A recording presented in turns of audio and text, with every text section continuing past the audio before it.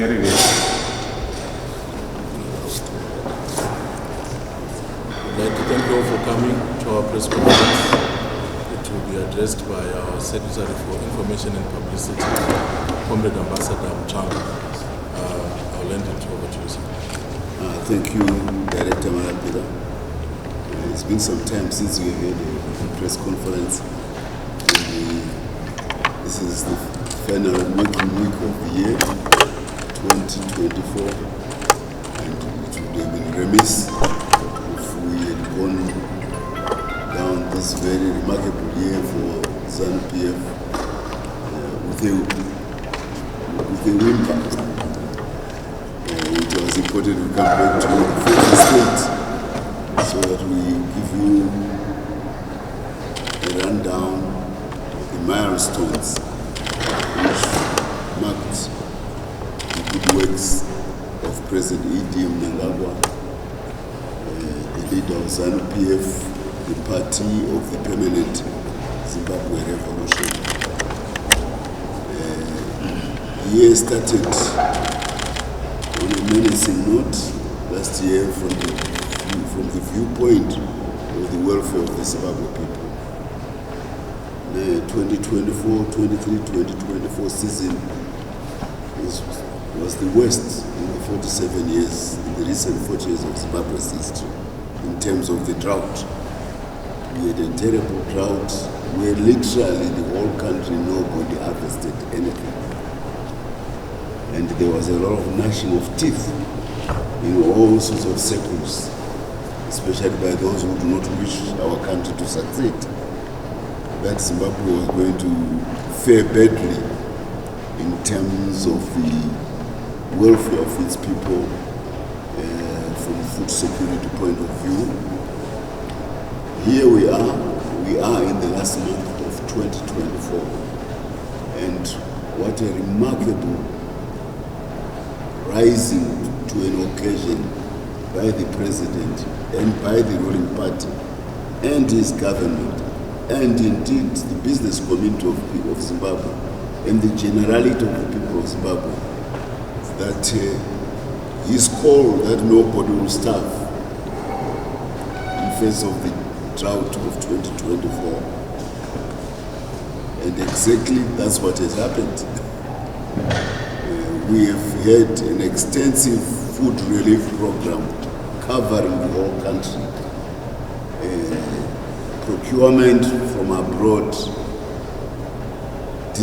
transporting it and distributing it within the country to the point where there have not been pockets of famine which would have stopped the population with a less organized and a less resilient economy. But here we are facing the final 2 to 3 months of serious drought. We are hoping that this year it will be better, and that in a couple of months the people of Zimbabwe will be able to harvest something. So we want to say thumbs up, a pam pam to the president, to the ruling party, to the business community of Zimbabwe, and to the general populace, and to the government machinery, which has risen to the occasion, because by and large, most of the food security assistance has been driven by the Zimbabwe government. Yes, we are very grateful that international organizations and the other support cooperating partners have played a part, but by and large, credit goes to President Mutsvangwa and ZANU-PF and its government for making sure that we travel through this difficult period of food security without lasting damage and without permanent loss through famine from our population. So, welfare of people of Zimbabwe has always been the focus of ZANU-PF. It fought for them to be where they are today. It organized them to be who they are today. It gave them the freedom, the democracy to make choices of who they are today. And when occasions do arise, like the challenge of drought, ZANU-PF lives up to its billing. We really lived out our billing. And the outstanding feature I want to emphasize is that most of the relief has also been done through the business community. It is not the government that was procuring food. It was the community, it was the business community. So it was a business solution to a threat of famine. Our milling companies, our transport companies, they are the ones who have been providing food security. And this has been possible to have an economy like that where people can actually buy food when they should be, when their own production fails.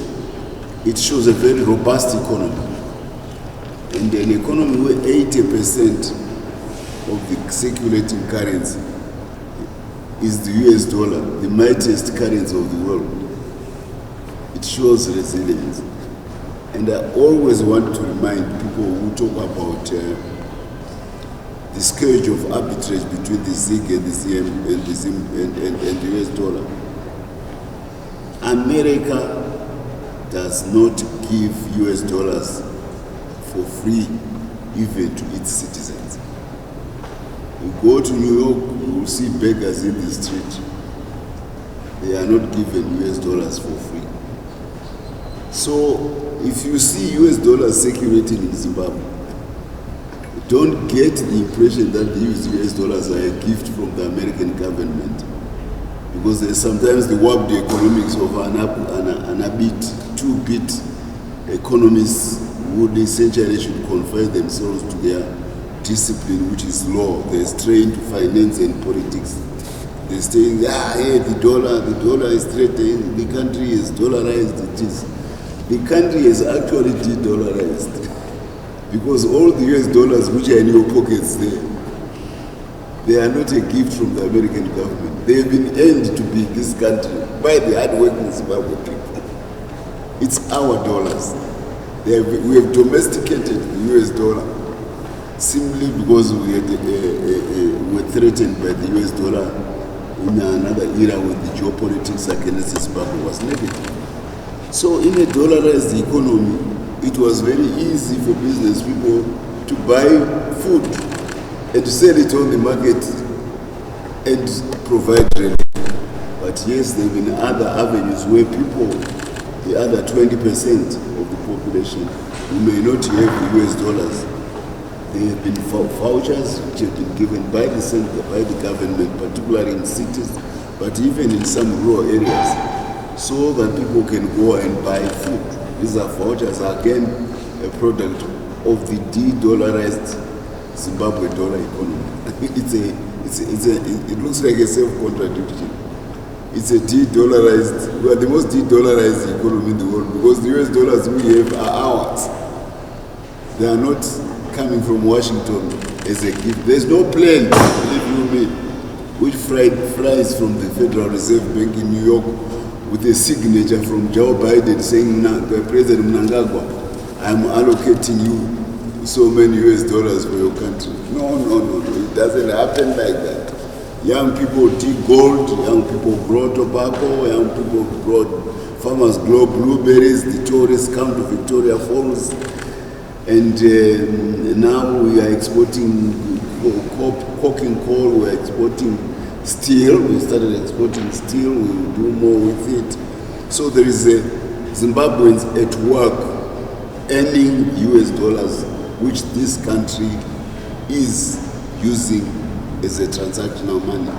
So I repeat again, we are the most de-dollarized economy, and it has helped us because of that robustness of the economy to fight one of the worst scourges of hunger, which would have stalked this nation in 47 years of seasons, continuous seasons.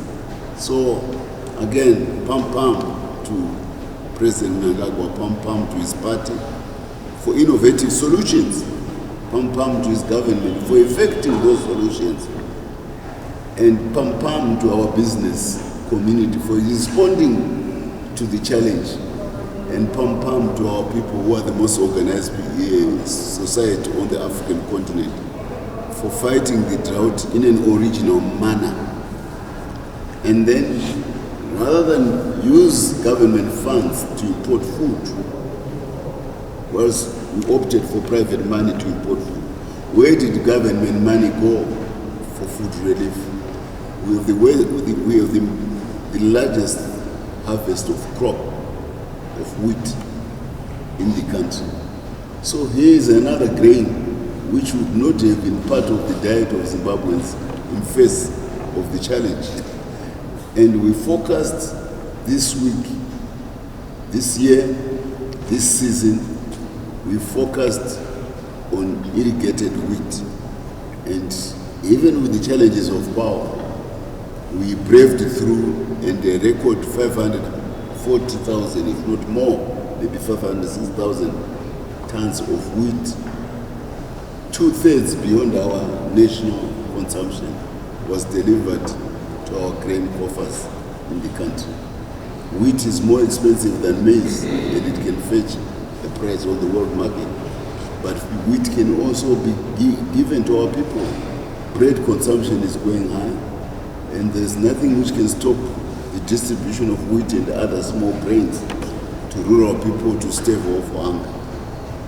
So we saved the money, the government, a huge import bill, not only the direct purchase of the wheat, but the logistics to bring it from far off lands to Zimbabwe, and then the cost of distributing it among Zimbabweans. Why am I dwelling at this at length? I am talking of a president who is a doer, who thinks well ahead of his peers in many aspects, who minds the history of this country to go back to the future of solutions which nobody would have imagined. A man who has scanned the resource capacity of Zimbabwe and is pulling from his head like rabbits solutions which always are a panacea to the challenges facing at a particular time. He is the ideological driver of ZANU-PF. He is the thinker who is making all this possible, the President of the Republic of Zimbabwe. But beyond that, he is a doer. And that should be no surprise because of his history. A doer who becomes the pioneer to become the first to be trained to set up what would be the future Zimbabwe Defense Forces. He went out under ZAPU. We have just buried our national hero, Comrade Mpoko. That was originally, he was always a ZAPU cadre. President Mnangagwa left in the 1964 or something like that as a ZIPRA cadre. Then there were the unfortunate developments where we gave the world a divided liberation movement. He decided to shift to ZANU during exile, and was mentored by none other than the most illustrious son of Zimbabwe in terms of revolutionary theory, Chairman Herbert Chitepo. He is the one who deployed Comrade Mnangagwa to China to be among the first cadres to be trained in people's warfare, asymmetrical warfare, where you use the advantage of the population numbers to offset the mobility, weaponry, and other advantages of the enemy. So he was the first student of Chairman Mao and the theory of guerrilla warfare. Not only student, but trained in China at that particular time. He would go back, get arrested, get captured, spend years in jail, on death row, come back in 1974 when the war which he had ignited, helped ignite, had acquired a qualitative leap through Tongogara with the Northeast Fund campaign, where we cooperated with Frelimo, and the war was now implanted. And it is that war which freed him from jail. He would have died in gallows but the war had become so effective that it could make demands on the Rhodesian racists, and one of the demands was the freedom of the nationalists and the imprisoned guerrillas, and he was one of those to be freed. And for a very short duration, he again worked with Chairman Herbert Chitepo in Zambia as a special assistant. They renewed an old acquaintance, one who had not been in exile but had been in jail, and the other one who had remained in exile as an intellectual revolutionary driver of the formation of ZANU-PF, linking up with Frelimo in the Northeast campaign, which saw the implantation of a permanent Zimbabwean military presence in Zimbabwe. Remember, we had lost in 1893, Lobengula lost. We lost in 1896, 97, Changamire, Tekeza, Mashaya Mombe, Tekeza, from Makoni, Chingaira, they had lost, so we had no army. For 90, more than 80, 60 to 80 years, we had no army. So we reformed that army. So he became part of that army, and it implanted itself later under the auspices of Chairman Chitepo and Comrade Tongogara. I am not overlooking the other contributions which were coming from our other fighting wing, which was ZIPRA, positional warfare in Mwangi, and the relationship with the ANC. I'm trying to trace this history so that you can fully appreciate where our president has come from to be where he is today. Chitepo gets killed, Tongogara comes back from jail, freed by that war, and Comrade Mnangagwa rejoins the war. You don't go to war twice if you're a coward.